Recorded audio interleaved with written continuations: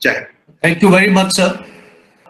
You have already explained in a nutshell what is the capability and the relative strength in terms of our adversary, China. Uh, and unfortunately, over the years, we have not focused enough attention on China. We were more centric towards the Pakistan side on the western border. And on the northern borders, our own capability was not built up. So it has only happened in the last few years that the Indian Army has built up its capability, habitat, and other things. Uh, 3 years and a half, I have retired, and after that, I have been very much fascinated by this enigma called China. And that is the reason I wrote my first book on China, Breaking the Chinese Myth. It was important to understand China. It was important to visualize their capabilities in relation to us.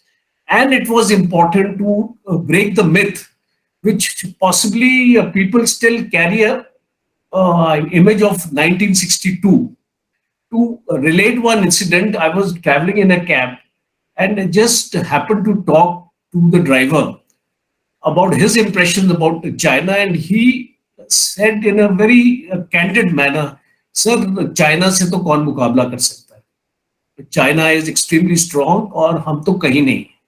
So this is a myth which has been formed in the hearts and minds of the people, and to some extent it has been substantiated by the propaganda and the psychological warfare which China resorts from time to time. So it is important to have forums like this. I am grateful to Yashish today that he has focused on this very important topic to understand China, because most of us, as rightly said by General Bhatia, do not have a fair assessment about our own adversary. So we have to understand this, and today I shall be covering the military aspects, and we have extremely eminent speakers who will be touching upon the naval and the air force aspects. China, as we all know, is a country which is the most populous on earth. It accounts for a fifth of the world's population and 10 million square kilometers, and it is the third largest country after Russia and Canada in terms of size. Its forge, as we call it, its armed forces or military, is got 2.25 million troops with approximately 10 lakhs of active soldiers. And it's important for me to actually make everybody understand. I would be progressing my further part of the talk in the form of a presentation, because certain maps are involved, certain understanding of the capabilities can only be arrived at after we have a visual look. So I will start with a brief background of the emergence of the Chinese military might, because it's important to understand how China has grown over the years. The Central Military Commission is the apex authority which controls the entire army, air force, and navy of the Chinese Republic. So now, if you, it all started with Deng Xiaoping, who instituted major changes between 1985 and 95 in terms of doctrine, organization, and equipment. The a major mindset of the Chinese changed only after the Gulf War.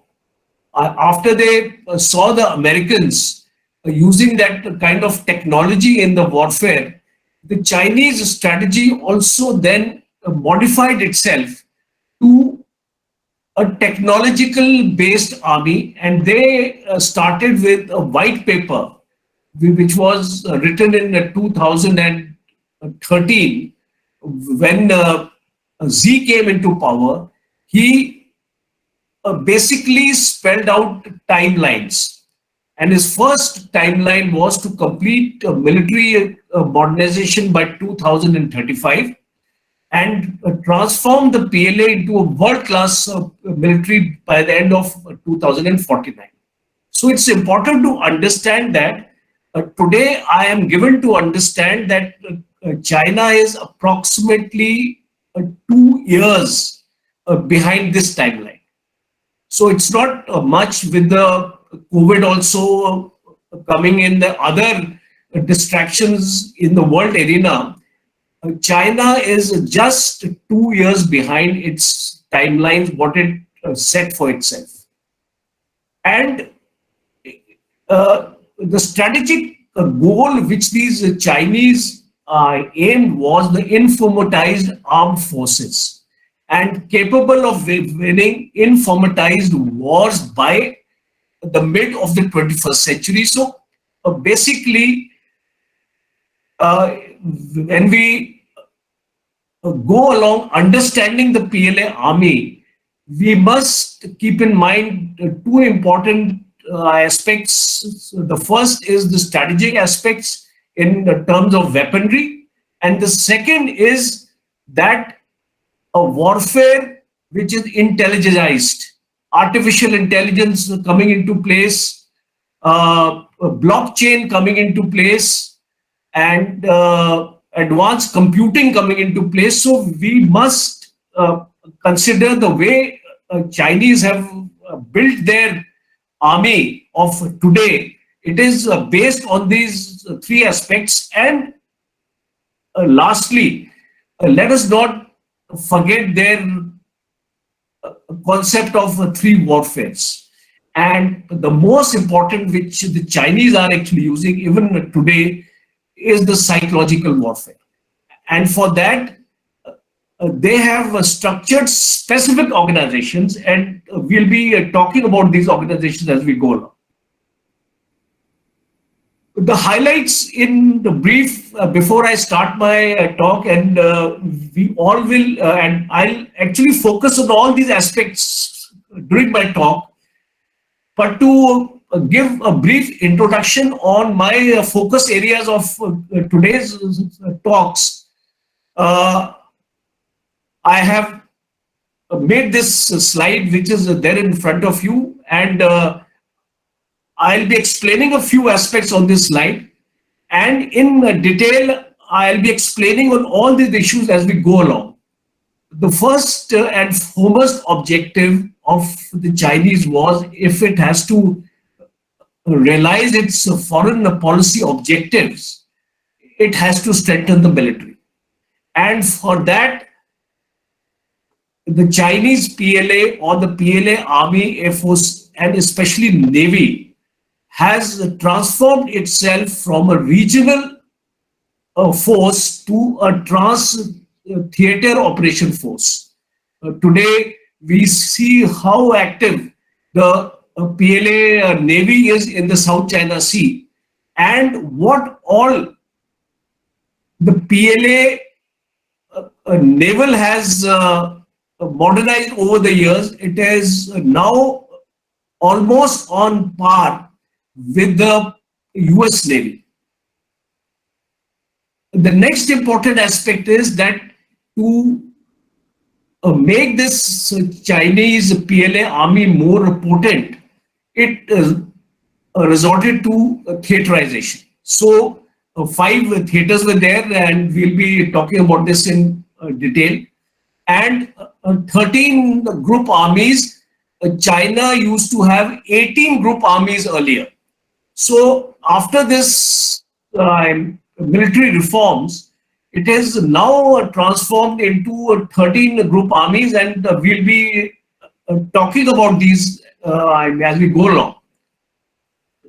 The biggest transformation which the Chinese have actually done is having combat armed brigades.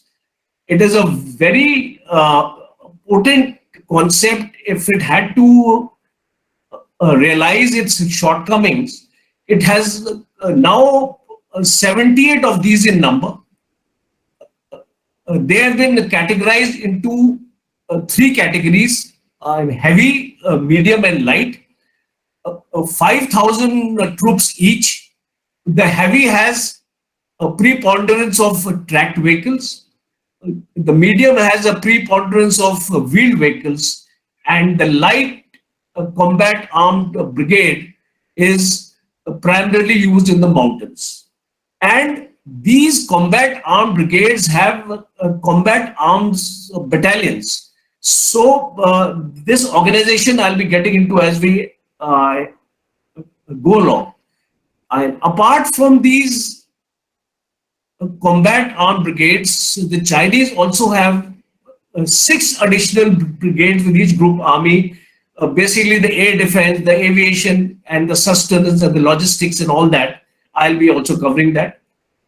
The focus on the strategic strengths of the PLA has been in the areas of missile technology, space, and electromagnetic spectrum. So these 3 areas we have to understand are the strengths of the PLA army: missiles, space, and electromagnetic.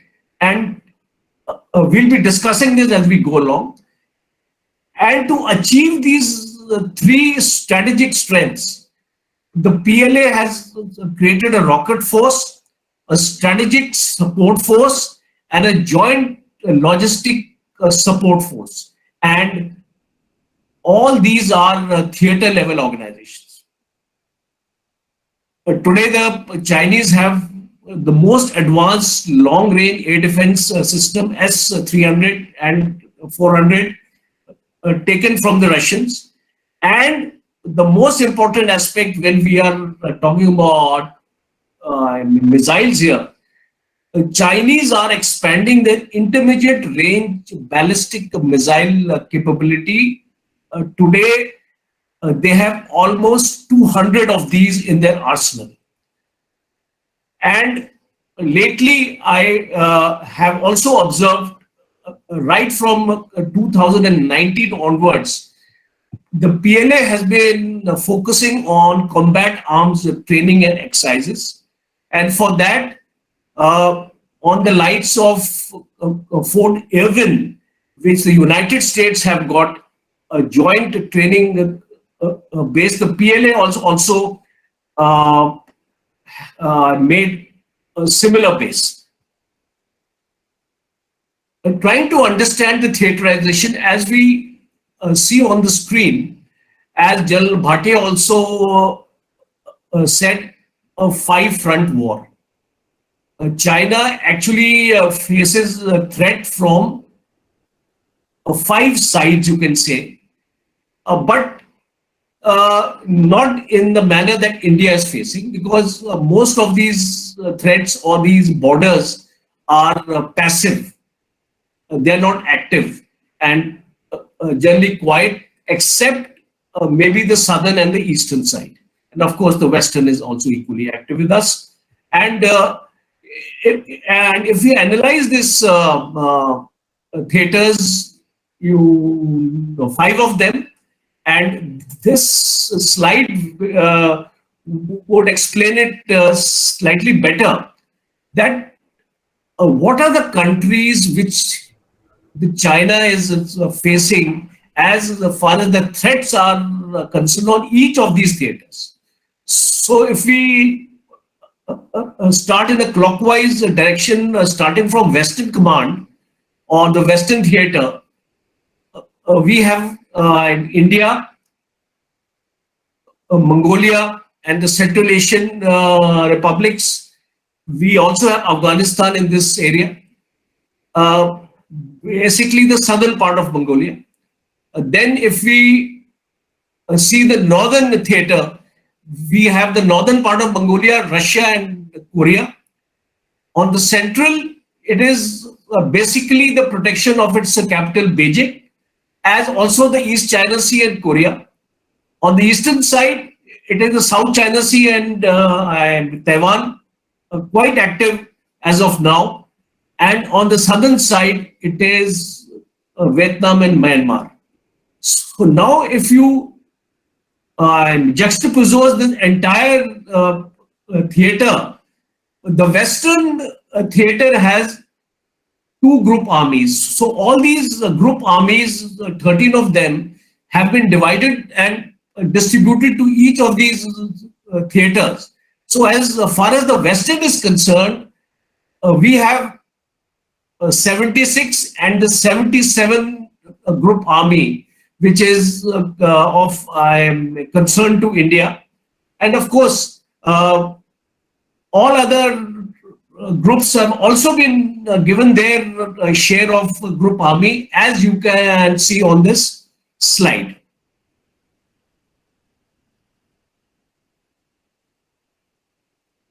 So now when we analyze, I would now like to focus our attention to the Western Theatre Command, because that is of extreme relevance to us.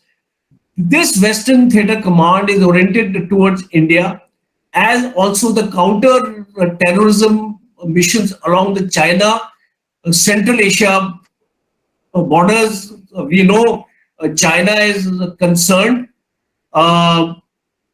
This Wuhan corridor is there.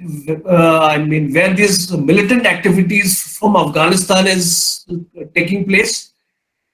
Then we have the Western Theatre Command, which is geographically the largest, and especially with India, it is now quite active. And here we have two group armies, two military districts, the Xinjiang district and the Tibetan military district. We have 3 Air Force bases and 1 rocket force base. And if we have the look at what China has in our Western theater, it is shown here. The group army headquarters is also shown, and where all the combined arms, the brigades are deployed, the infantry divisions are deployed, the special operation brigade. So you can see that when China is confronted with India, it is not the entire PLA army of the Chinese which is going to fight us. So we must keep this at the back of our mind when we work out our threat assessment, that it is not this entire PLA army which is going to fight against us. It is only these two group armies which will get into action. Seeing the profile of this military strength, I want to highlight two important areas here. One is the armored vehicle strength, which is almost 71% of the PLA army. And the second is the rocket projectile strength, which is 6.4%. So you can imagine how much importance these two areas are going to play in any future war. Now, the most important aspect of trying to understand the adversary is their missile capability, and we are talking about here the PLA rocket force. So, what is this rocket force? So we can we have 4 types of missiles which PLA has in its arsenal today: ICBMs, MRBMs, SRBMs, and the ground LCMs. So these are important areas which we must understand once we are analyzing the capabilities of the Chinese ballistic missiles. Okay, this slide actually gives us, in a nutshell, what the Chinese have and what are the capabilities, starting from up to 700 kilometers to 13,000 kilometers. The Chinese missiles are able to cover a very, very large area right up to the Guam Islands in the United States. And if you have a look at their areas of penetration of these missiles, you can see starting from 1,000 kilometers radius, 2,000, 4,000, and it carries on and on up to 13,000 kilometers. So that is the capability of this rocket force which the Chinese have recently created.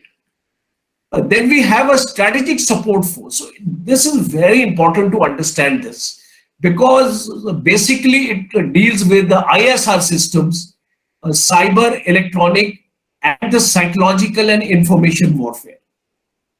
This is divided into two major departments. One is the space system, and the other is the networking system, which has your entire information and your psychological warfare base.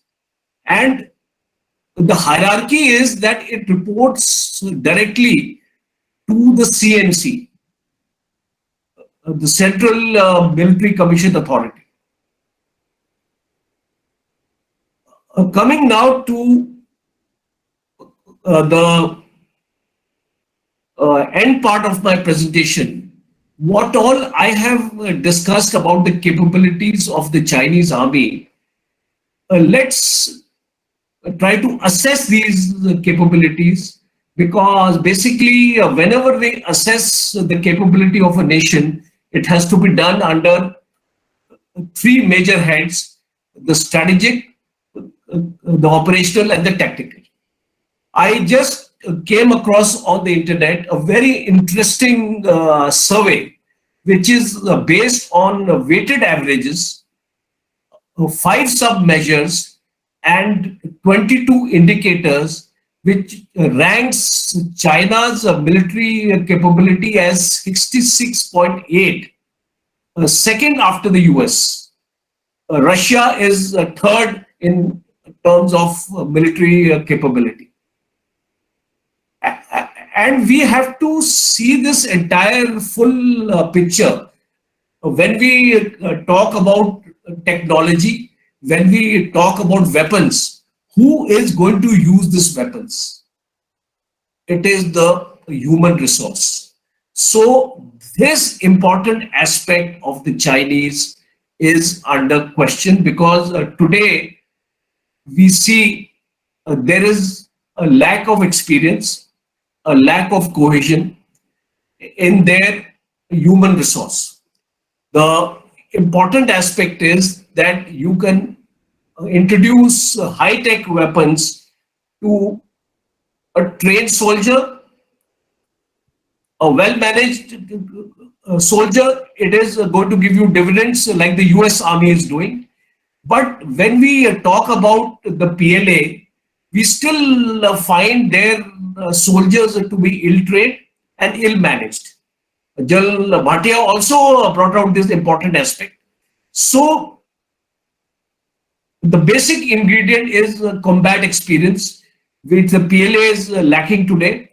And that is why when we talk about capability assessment, we have to look at this important aspect. And to overcome this, China is resorting to doing military exercises, trying to train their men as much as possible. But the three important intangibles which I would like to relate in the end, which must relate to capability assessment, is leadership, training, and morale. We talk about missiles, we talk about space, we talk about cyber, we talk about artificial intelligence, we talk about technology, and you name it. But the most important ingredient to win a war is your leadership, your training, and your morale. So unless you have these three things in place, your capability to win over the adversary will always be under a question. So I leave it in the minds of our audience that these are the three areas which I feel, or I have assessed, where the PLA is found wanting today. And lastly, what are the security implications for India? Having understood the capability assessment of the Chinese, we also have to think about our own strengths and weaknesses. And today we need to have in place a deterrence capability so that a caution is placed on China not to enter into a conflict. It's important to understand that China has built up its missile arsenal, its cyber, its ISR capabilities, and it is therefore very important for the Indian Army also to build up on this, especially our ISR capability. We have started with the integrated battle group concept. It must be given teeth. More of mechanized elements have to be included into this battle groups, and whatever deficiencies of equipment is there, it needs to be made up. With this, I have taken my time, and I hope I've been able to cover all the major issues as far as the military capability is concerned. So thank you very much.